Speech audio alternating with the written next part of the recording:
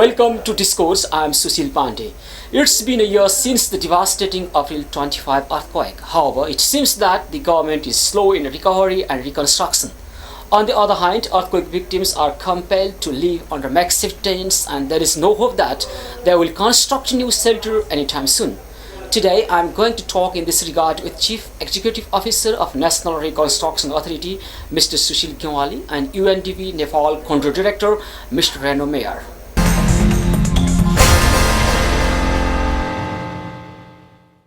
Welcome to the show.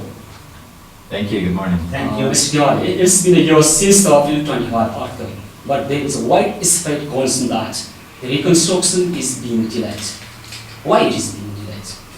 One thing is we all know that the Reconstruction Authority itself, the act, promulgation of the act itself was also delayed, because of which it is also well known that the reconstruction was delayed because of that. That's the one thing. And secondly, but if we look from the time of the Reconstruction Authority itself has been established, and if you look into the time and the level of the task that we have performing at the moment, and then that is we are progressing. It's not delayed. Certainly, from the side of the people, if they would like to have the houses be built as soon as possible, it's right that they would like to they're looking into the houses be built, and then that is okay from the side of the people. Yeah. But if you look from the preparation side, and then after the establishment of the NRA itself, and then comparing to the other post-disaster situation in the other countries, if you compare that, then the completion of the survey of more than 90% in the But through the specific other victims, they have to still live on a makeshift tent, okay? And they are not getting any fund of the government, how their houses are being built, and how many times, how many years. Did you check? Yeah? It's not.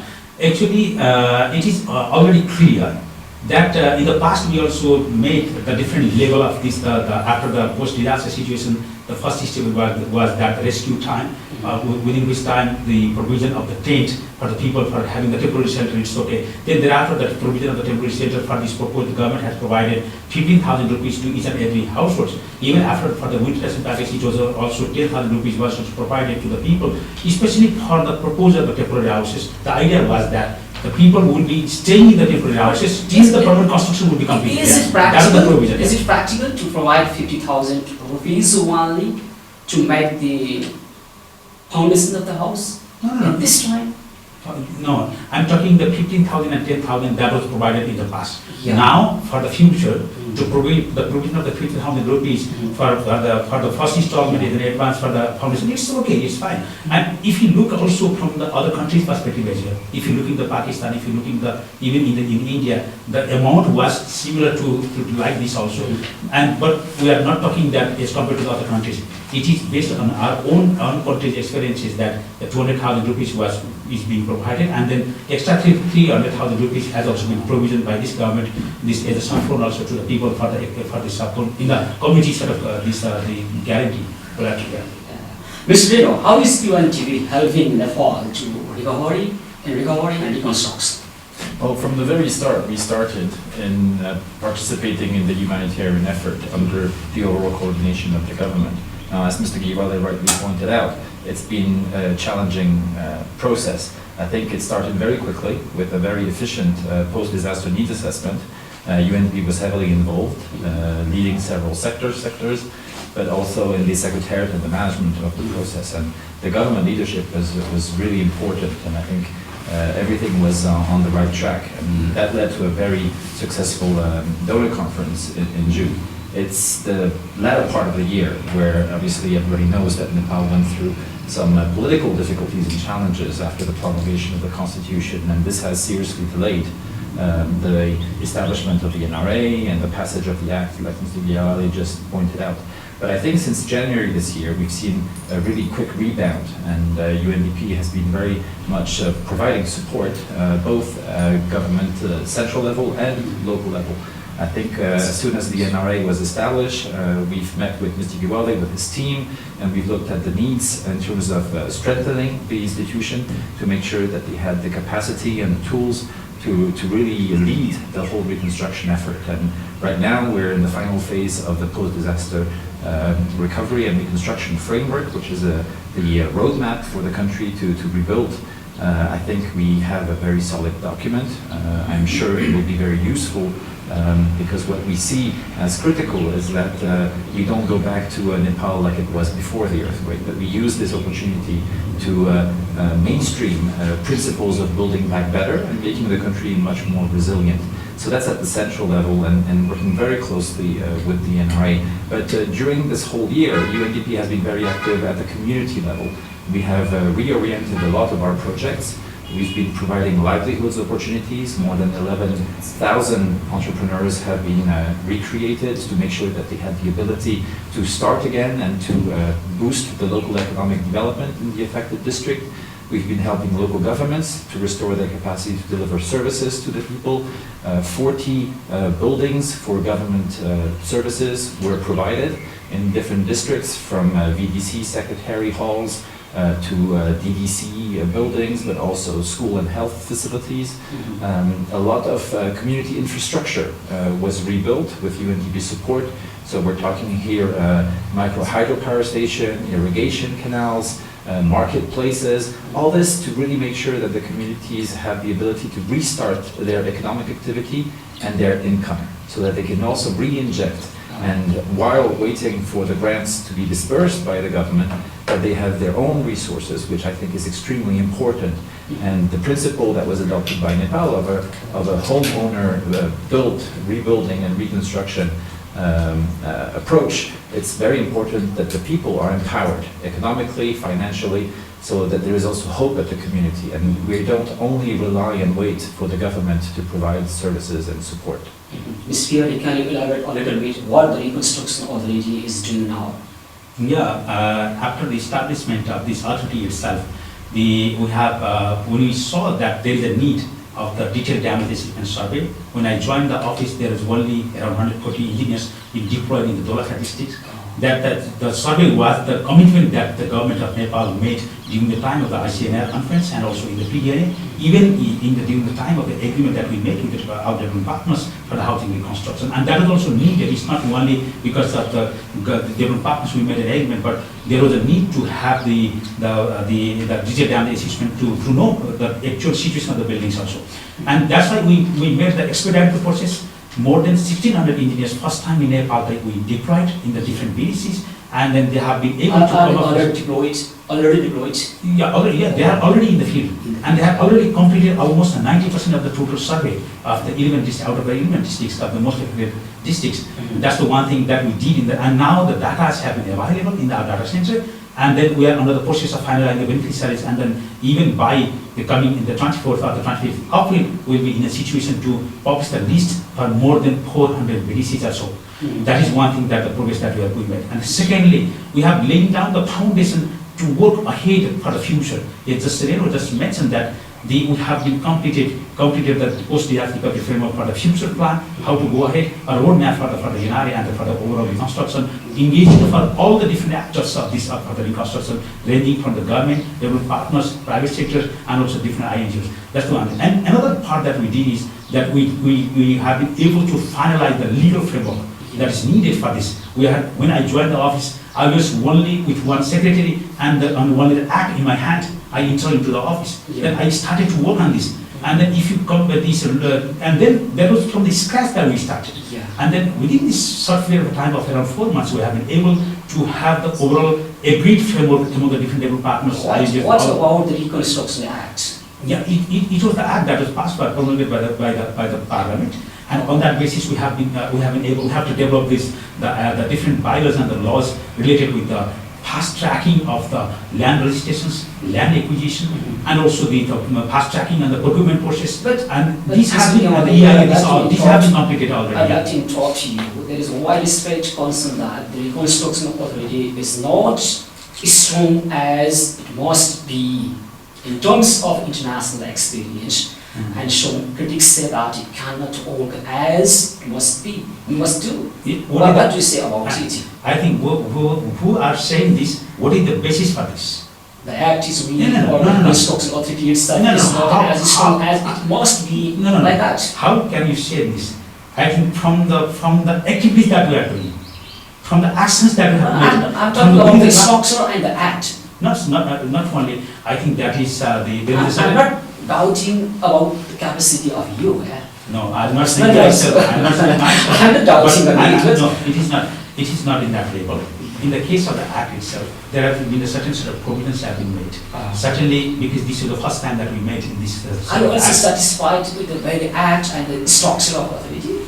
Yeah, it's okay, but it could have been made more better. Yeah. But at the moment that we instead of going into the Act and then for the revision on that, maybe it is a time that we start making actions, whatever level the authorities that have been provided through the Act, and then just start the actions. That's why we have been able now, and we can stick gladly to all of that. We have been able to complete more than 90% of the survey in the 11 districts, and even for the Kathmandu Valley and the remaining 17 districts, we are already planning to start on this survey within the coming month, and within the coming month, and even we are targeting that before the monsoon season starts, we'll be able to complete the whole set of survey even in the outer 20 districts as well. Okay.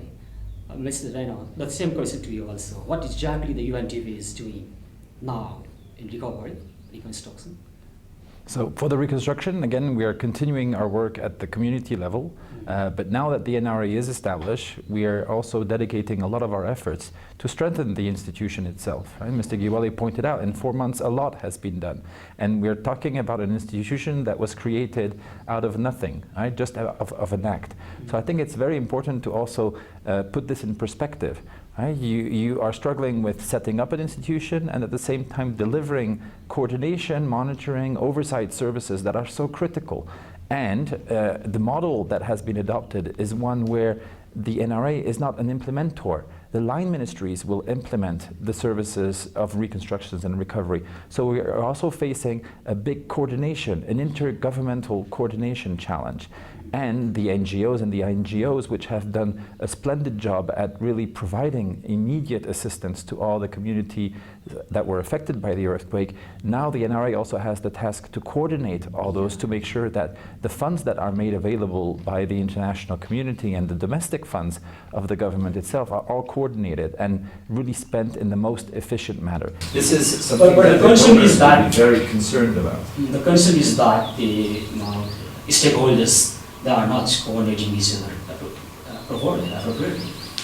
No, I don't think that's correct. I mean, we have seen from the very beginning a strong concern and strong leadership by government on coordination, both at central level, but even I would say more importantly at the local level. The DDCs and the local government officials have done a splendid job at really getting all the stakeholders together. So they have maybe where the weakness was the prescriptive approach that the central government was not able to do because the NRA was created with delays. But the government authorities at the local level did not wait for the NRA to be established. They immediately understood that without coordination, efficiency would not be there. And therefore, for the people to really get the services, it was critical that this coordination was instituted. And UNDP played a very important role in providing examples of how local government can empower themselves and put in place coordination mechanisms. So you have different models that were established in Gorkha, in Sindhupalchok, in Charikot. These were different models, but it doesn't really matter. What mattered was the result. And the result today is that in most of the affected districts, you have very strong coordination mechanism, which now is making the life of the NRA a bit easier because they are building on an existing platform where all the stakeholders are used to working together and have already agreed on roles, responsibilities, and who is doing what in terms of the reconstruction and the recovery. Okay, Mr. Gyawali, it is not a rumor, it is a fact that government cannot spend the capital expenditure every year. And how can you say that the National Reconstruction Authority can spend the almost $4.2 billion US dollar placed by the donor? Yeah, when you talk about within this mechanism, the NRA Act itself is the new structure of the framework that has been created on the basis of this new legal framework. Yeah, it's not only the government framework that we are utilizing. We are establishing the special implementing units from the local level, from the local level as well as in the central level.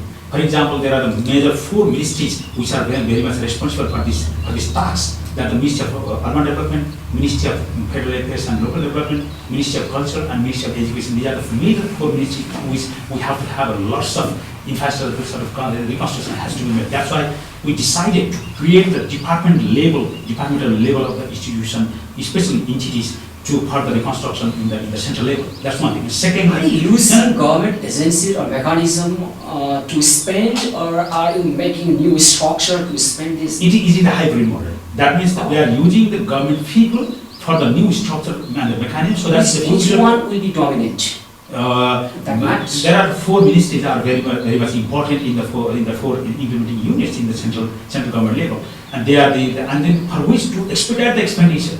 We have already expedited this. The sort of provisions have already been made in the Procurement Act and the regulations and the procurement guidelines as per the Scenario Act. And at the same time, other sort of provisions because of the two which will make the delays of the construction, that is the land acquisition, land registration, the environmental protection, these all sort of acts have been revisited on the basis of the guidelines that have been as per the NRA Act. That's all. And secondly, I would like to make it, that is also another important aspect, is that we are creating the entities, the institutions at the local level. Yeah. And that we are empowering the communities, and we are going to establish the community organization in each and every settlements, utilizing those who are already established there. Yeah. And if not, they will be establishing the communities, and for which, as per the Procurement Act and the Procurement Guidelines that have been approved by the Cabinet, there's around 6 million rupees, which is provision for the communities contract, the ceiling that will increase to 20 million. Mm-hmm. The idea is that we will be engaging the people down in the community level. It's just now Renaud has been mentioning that we have to utilize the structures, mechanism, and the community. But the reality is we don't have local level elections for more than 15 years. Yes, that is one of the major issues at the moment. That is also a challenge for which maybe I am now also requesting to government entities that if possible it would be better to have the local elections, especially in the 40 districts also, if not possible to all the countries. Mm-hmm. That I'm saying, but it depends on the government. But why don't I doubt on your that vision of using hybrid kind of system or mechanism? Because we are going to making a performance agreement among the Reconstratruction Authority, the implementing entity, the project director there, and also the concerned ministries. The role will be defined and the performance evaluation will be made in the annual basis. And that is the provision that we have already there. And then which will ensure, and even in the district level entities, to ensure the performance, we are also going to have a charter agreement among the project director, the sub-regional office of the NRA, and also the project manager in the district level. So this kind of system will work? Yes, it will work. See, we have to, I think I would like to say that this we have to be optimistic. Rather than always the pessimistic. It didn't work in the past because of the different reasons, but we have to be optimistic and then make it sure that the new system will work, and then we have to wait for the result for a certain period of time. Yeah. Mr. Renaud, what about the capacity of the Nepal government? Expanding capacity. For example, donor agencies are also complaining that Nepal government seriously lacks the capacity of expanding. For example, last year, 5.3% of out of approximately $1 billion US donor, only 5.3% was used. I think you're raising a real issue here, and this is an issue that unfortunately was existing even prior to the earthquake. And the amount of funding made available by the international community, which is of course a welcome, demonstration of generosity by the international community, is just adding the burden on this capacity to deliver.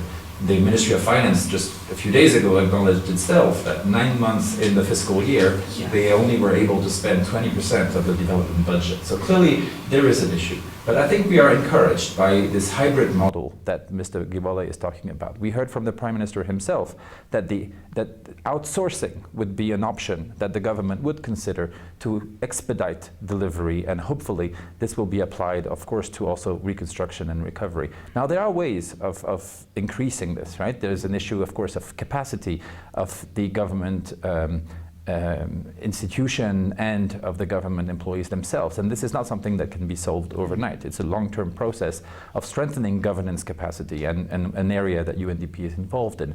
But right now we need urgency. So this situation really requires a different modality. It cannot be business as usual, we believe, if the government really wants to push all those pledges into real concrete results that will help the people recover from this earthquake. So I think the government really needs to have a very open mind about the way that it's going to implement projects and the way that it's going to spend its own resources. The donors have followed the guidance of aid effectiveness and aid management that are globally accepted, of putting a lot of the resources, a lot of those pledges, the 4.2 billion that you've mentioned earlier, on government budget. This is, I think, from a policy perspective, a good decision. But when it's come to implementation, this is where we face challenges. So we are encouraging the government to think of models where they could identify implementing partners which do not have to be exclusively government. Well, this is what I'm explaining. I think the government has to look at outsourcing options, which means identifying implementing partners that do not have to be automatically government agencies, but entrusting them with government resources to more rapidly be able to fast-track procurement, to fast-track human resource recruitment. Hybrid modality. This is what the hybrid modality is all about. It's a combination of using government mechanisms, and which are important because it's an issue of sovereignty. It's also an issue of leadership and ownership by the government. But the hybrid side is this creative, innovative approach where I believe the government needs to identify partners that they can trust to deliver on behalf of government the resources that the government has in the Ministry of Finance and deliver the services more rapidly to the individuals. On this very delivery capacity, is UNDP doing anything to help government? We are positioning ourselves as one of those partners. We would like the government to look at UNDP not as a donor, but as a partner, meaning that we could be entrusted resources not only from our traditional donors, which are still contributing to UNDP, but from the government of Nepal itself. It will not change the ownership and the leadership of and by the government of those development projects, but we believe that it will expedite the delivery process and therefore help the government demonstrate to the people their own commitment to making sure that the lives of those that have been affected by the earthquake are being restored, and that their situation is being improved very rapidly before the monsoon season. Mr. Gyawali, how many years will be taken to make the people's house demolished by the earthquake and to make other infrastructure? I think it depends. There will not be any solid set of answers on this. It depends on the people. You must have some vision on it. No. On this, I think we have to know the overall process and how it will go out. Yeah, please. We have to understand that the construction of the houses is not by the government that built and then they transfer that to the people. Yeah?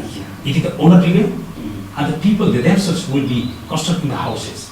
And then the side you have to give a clear framework to make the house. Exactly, we have given the clear framework, we have given the designs, and even the certain level of flexibility with the checklist that how they can build the houses also. That's why. And secondly, the people will be receiving the financial assistance and the technical assistance from the side of the government, including all the different partners together, and then assisting them transferring the knowledge of the safe buildings. We have to understand that we are not going to make the houses as it was before. That we are making the houses that they are the disaster resilient, they are the safe from the earthquake or the safe from the other disasters, and by using the new sort of technologies for that. Also we can renovate the traditional technology. Exactly, that is also. That we can also work on the traditional technology, but inventing or also integrating the safe technology on that. That we are not saying. That's why I'm always saying that what's the houses that the GNR is going to make. For that, I'm always saying that the GNR would like to promote to the people to build the houses which is fitting to the nature and the culture of our country. Nature means it has to be disaster resilient as per the nature of our own context. From the prevention, we have to prevent each other resilient from the part of the earthquake and other disasters, and from the side in the context of culture. This we have to have also fit into the livelihood of the people, the lifestyle of the people. The question blooms over here as to how. Okay, do you have it subscribed? You have said very nicely that we can use the traditional concept also by new concept and by using the natural resources, also traditional resources. But the question again comes, how? Do you have any clear vision, framework, and don't you have any obstruction? You may have some vision, but how can you implement such kind of vision? Practical level is the important. In the practical level, I'm talking in the practical level. Our people, our brothers and sisters in the villages, they have the idea of the traditional concept of housing buildings. I'm seeing the houses behind you.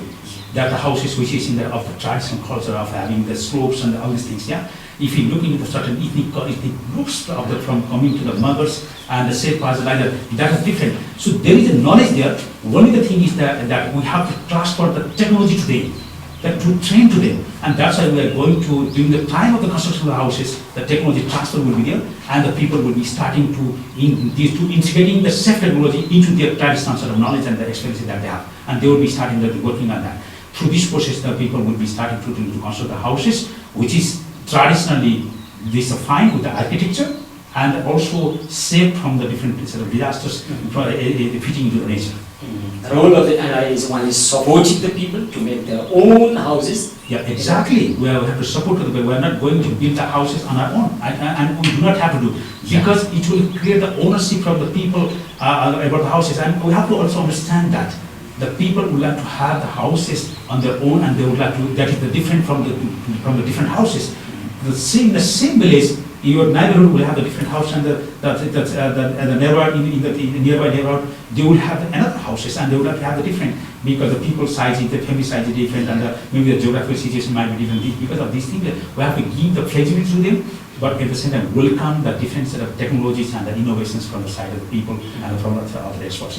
That's what we are doing from this approach, and even that will be practical. And we are deploying the engineers in the village levels, and that in the at least 2 engineers, one officer and one sub-officer will be available to each and every villages. That means they will be teaching to the people, they will be training to the orienting to the people. This training means it's not only a certain group of people. We have to give this in a mass scale. And in that sense, I really recognize that the support of the UNDP is making with a mobile hand. That is using, that the communicating to the people in the mass scale, that how the safe construction can be made. Are you also imparting some training to the masses?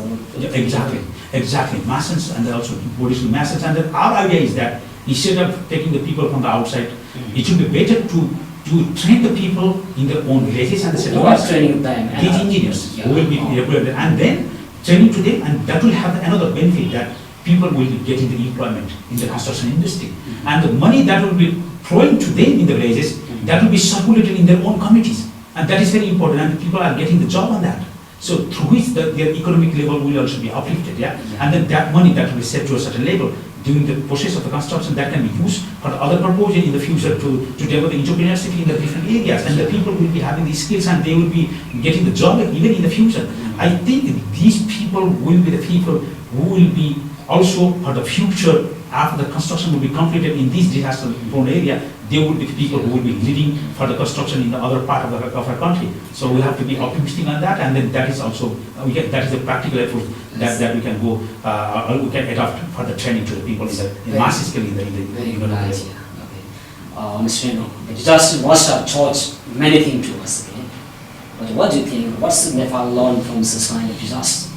It's very important that now, with this 1 year mark, we also look a little bit back and think of what have we learned, both of the immediate consequences of the disaster and why so many houses and so many buildings were damaged and so many lives were lost. And for the future, because we know that the vulnerability of Nepal, unfortunately, is not improving. Actually, with climate change, there are more risks coming, confronting this country. So the issues that Mr. Gyawali just mentioned in terms of this combination of using traditional material, building material, and traditional techniques and designs of housing in the rural areas of Nepal, but ensuring that within this approach we also inject building back better principles. This is extremely important, because otherwise, unfortunately, it would have been a disaster for nothing, and then we cannot afford this, especially a country like Nepal. So the training of masons that UNDP is very much involved with, thousands of masons are being trained on better techniques.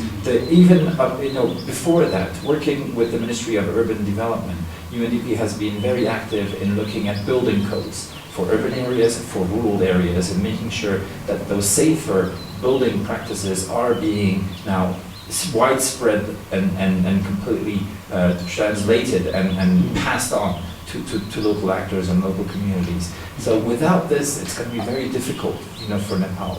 But at the policy level, I think there is still a gap that the country really needs to look into. And that's the relationship between disaster preparedness disaster response. A lot of the effort of the government is on the response to disaster.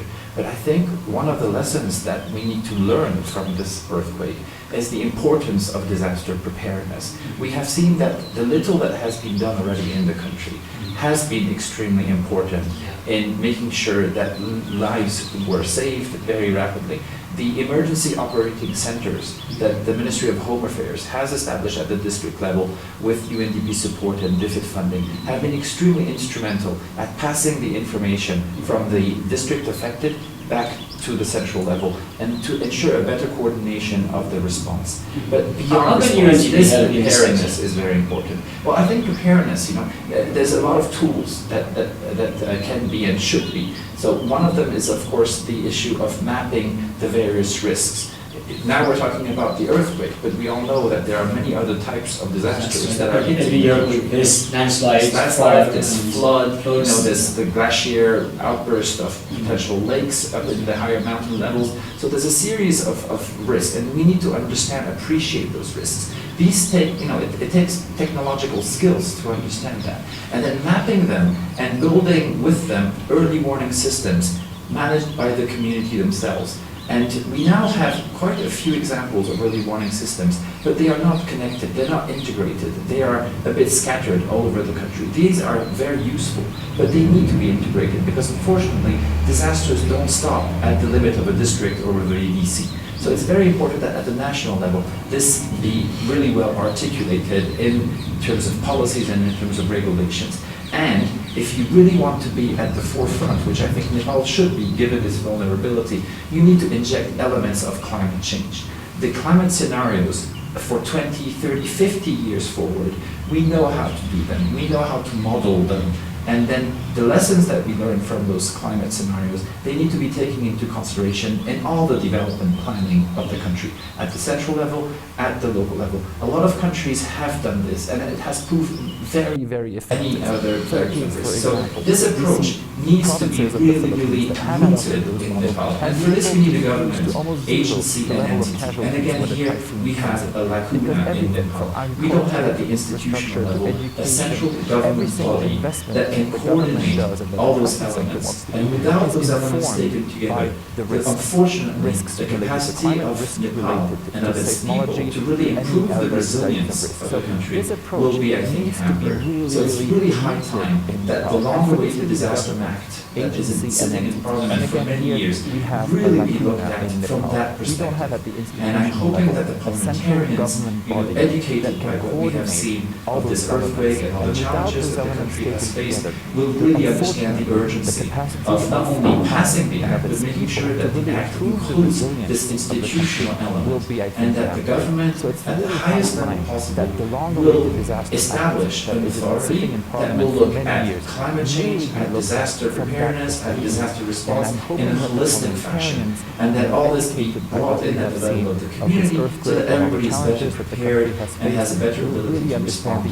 future disasters.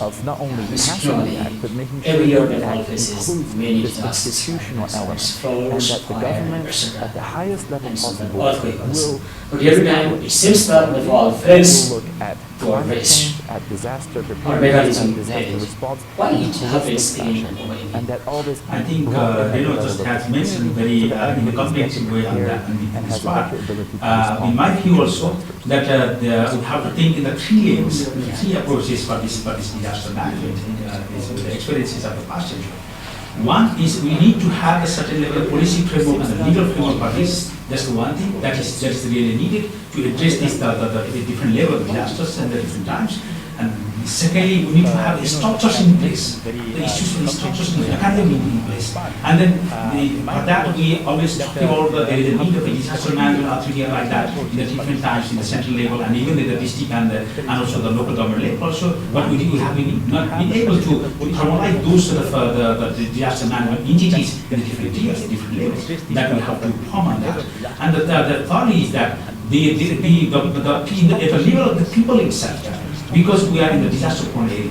That's why there is a huge, the level of the communication to the people and the awareness to the people that this, to be prepared for the disaster management is very, very important. Our lifestyle has to be like, to be prepared for the disaster management as well as the community level also. So these are the different set of tools and the techniques that we can use.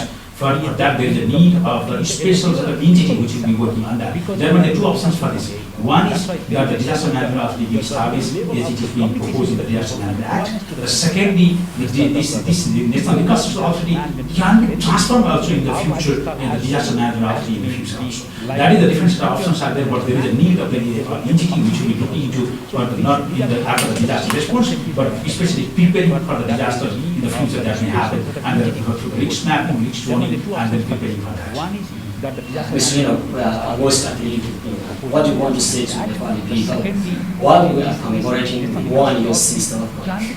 Well, I think my first message will go indeed to those communities that were severely affected by the earthquake. I mean, there is a clear and well-understandable frustration in terms of the delays and the slowness that they must feel when waiting, for support.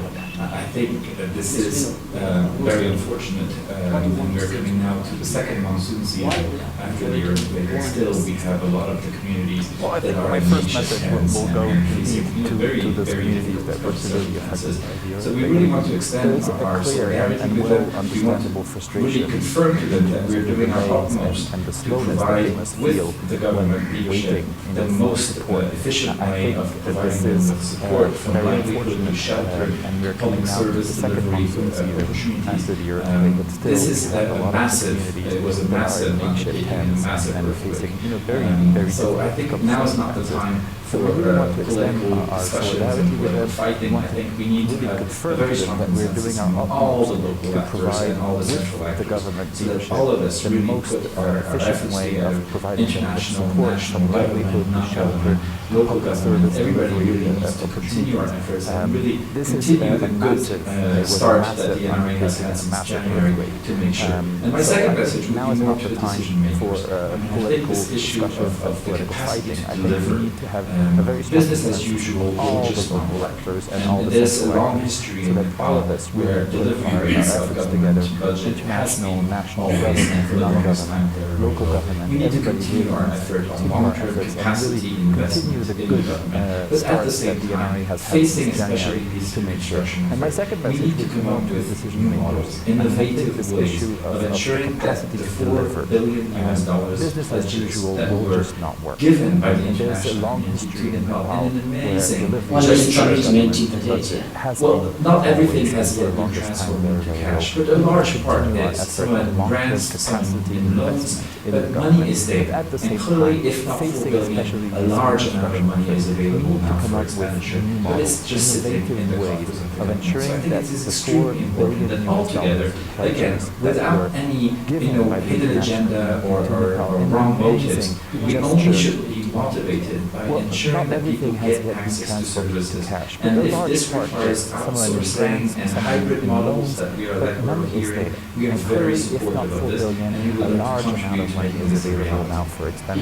Mr. Kiran, you are doing very well, and you have a new reason also, but unfortunately, earthquake affected people, they are not getting new houses before the monsoon. We should be motivated I think by ensuring it's that not people only get here in access Nepal. to services. If you And compare if this requires outsourcing and hybrid models, like we're hearing, we are very supportive of this, and we would like to contribute to making this a reality. How is it possible to start the 600,000 houses and more than that within 3 or 4 months? Yeah.